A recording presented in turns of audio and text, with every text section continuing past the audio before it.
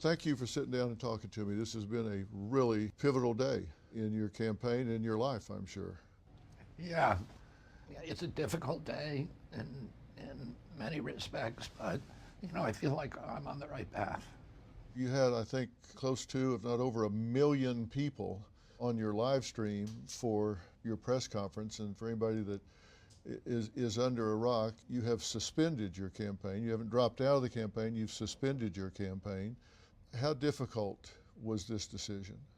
It was difficult. I mean, all of us, the people, kind of the inner circle who were involved in the decision, I think everybody in that circle went back, did 180-degree turns maybe 15 times in the last 2 weeks trying to figure out what we can do. But ultimately, it was clear to me that because of the media censorship, because I was not going to be allowed on a debating stage, that I didn't really have a path to victory. So my choice was, am I going to spend the next 77 days, rallying the troops and getting more money out of the donors without being able to offer them a path to victory? And I think that would have sucked my soul out.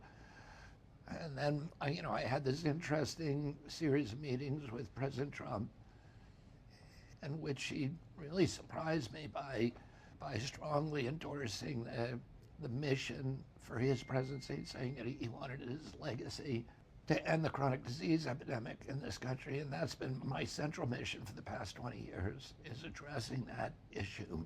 What's happening to our kids? We have the sickest children in the world. When I was a kid, about 6% of American children had chronic disease. Today, it's 60%.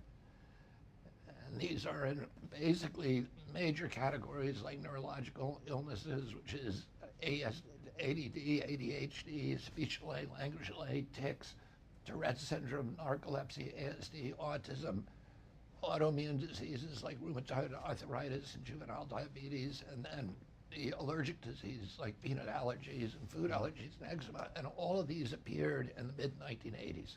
Oh, I never saw anybody with any of these diseases when I was a kid. Well, I grew up in the 50s, and these weren't issues.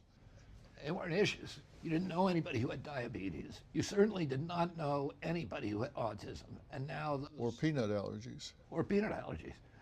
In fact, Congress asked the EPA, tell us what year these epidemics began. EPA scientists came back and said it's a red line, 1985. That gives us a hint about the culprits, because we know it's not a genetic injury. Genes don't cause epidemics. They may provide the vulnerability, but you need an environmental exposure, an environmental toxin. And so something happened in our kids around that time, and it's probably a lot of different exposures. The collapse of our food system, the industrialization of our food system, et cetera.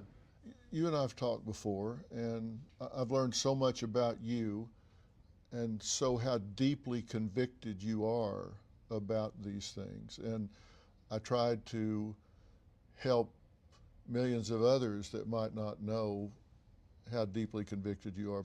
I think we made a lot of progress in that regard. And I know that you're deciding to run and conducting this campaign came at a very high price to you personally, family-wise, professionally. And now as we sit here, I have to ask you, if you knew then what you know now, would you have done this?